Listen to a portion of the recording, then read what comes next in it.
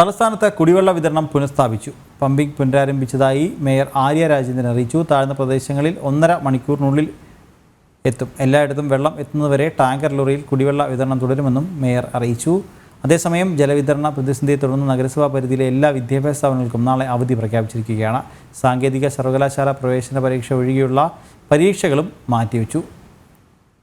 തിരുവനന്തപുരത്ത് നിന്നും പ്രജിത് മോഹൻ തയ്യാറാക്കിയ റിപ്പോർട്ട് കാണാം. തിരുവനന്തപുരം നഗരത്തിൽ ദിവസങ്ങളായി നീണ്ടുനിന്ന കുടിവെള്ള പ്രശ്നത്തിന് ഒരു പരിഹാരമാകുമെന്നുള്ള പ്രതീക്ഷയുടെ മണിക്കൂറുകളിലൂടെയാണ് നമ്മൾ കടന്നു പോകുന്നത്. അല്പം മുമ്പ് ഇവിടുത്തെ പ്രധാന പ്രശ്നമായിരുന്ന ഈ പമ്പിംഗ് പുനരാരംഭിക്കാനുണ്ടായിരുന്ന പ്രധാന പ്രശ്നമായിരുന്ന ഇവിടുത്തെ ഈ നിർമ്മാണ പ്രവർത്തികൾ പൂർത്തീകരിച്ചിട്ടുണ്ട്. ആദ്യഘട്ടത്തിൽ നിർമ്മാണ പ്രവർത്തികൾ നടത്തിയെങ്കിലും പിന്നീട് അലൈൻമെന്റിലടക്കം പ്രശ്നമുണ്ടാകുകയും ആ അലൈൻമെന്റ് പ്രശ്നങ്ങൾ പരിഹരിക്കുകയും അതിനുശേഷം ഇവിടുത്തെ വാൽവുമായി ഈ പൈപ്പ് ലൈൻ്റെ കണക്ഷൻ പൂർണ്ണമായി നൽകുന്ന പ്രവർത്തികളും പൂർത്തിയാക്കി.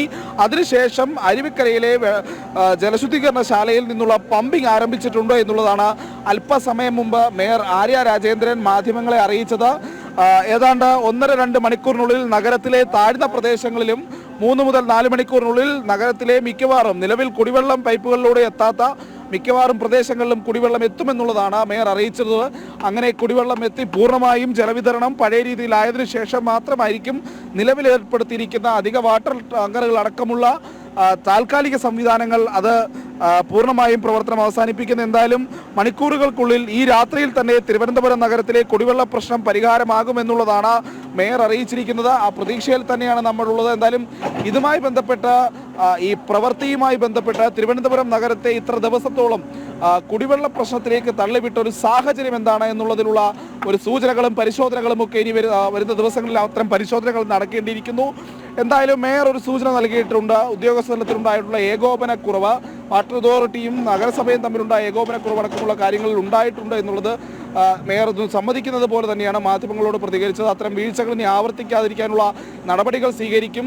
പ്രത്യേകിച്ച് വാട്ടർ അതോറിറ്റി ഇത്തരത്തിലുള്ള മേജർ വർക്ക്സ് ചെയ്യുന്ന സമയത്ത് മുൻകൂറായി നഗരസഭയോട് അനുമതി ചോദിച്ചിരിക്കണം എന്നുള്ളൊരു വ്യവസ്ഥ കൊണ്ടുവരുമെന്നും അല്ലെങ്കിൽ അത്തരമൊരു നിർദ്ദേശം രേഖാമൂലം തന്നെ വാട്ടർ അതോറിറ്റിക്ക് നൽകുമെന്നുള്ളതും മേയർ അല്പസമയം മുമ്പ് പറഞ്ഞിട്ടുണ്ട്. അപ്പോൾ വീഴ്ചകളുണ്ടായി എന്നുള്ളത് യാഥാർത്ഥ്യമാണ്. അത്തരം വീഴ്ചകൾ തിരുവനന്തപുരം നഗരത്തിലെ ഒരു 4 ദിവസത്തോളം ഇത്തരം വലിയൊരു കുടിവെള്ള പ്രശ്നത്തിലേക്ക് തള്ളിവിടുകയും ചെയ്തു എന്നുള്ളത് യാഥാർത്ഥ്യമാണ്. എന്തായാലും ആ പ്രശ്നങ്ങൾക്കൊക്കെ പരിഹാരമാകുന്ന മണിക്കൂറുകളിലാണ് നമ്മൾ ഇപ്പോഴുള്ളത് എന്നുള്ളതാണ്. കാരണം തിരുവനന്തപുരം നഗരത്തിലെ ചില വീടുകളിലെങ്കിലും ഇപ്പോൾ കുടിവെള്ളം എത്തി തുടങ്ങേണ്ട സമയമായിട്ടുണ്ട്. മേയർ പറഞ്ഞ ആ ടൈം വെച്ച് നോക്കുമ്പോൾ എന്തായാലും കുടിവെള്ള പ്രശ്നം പരിഹരിക്കാനുള്ള ശ്രമങ്ങൾ അതിൻ്റെ ഇവിടെ ചെയ്യാൻ കഴിയുന്ന പ്രവർത്തികൾ ചെയ്തിട്ടുണ്ട്. ഇനി വെള്ളം പമ്പ് ചെയ്ത് തുടങ്ങിയിട്ടുണ്ട്. ആ വെള്ളം വീടുകളിലേക്ക് എത്തിച്ചേരുക എന്നുള്ളതാണ് ഇനിയുള്ള മണിക്കൂറുകളിൽ അത് എത്രത്തോളം അതിൻ്റെ പൂർണ്ണതോതിൽ എത്തുമെന്നുള്ളതെല്ലാം കാത്തിരുന്ന് തന്നെ കാണേണ്ടതുണ്ട്.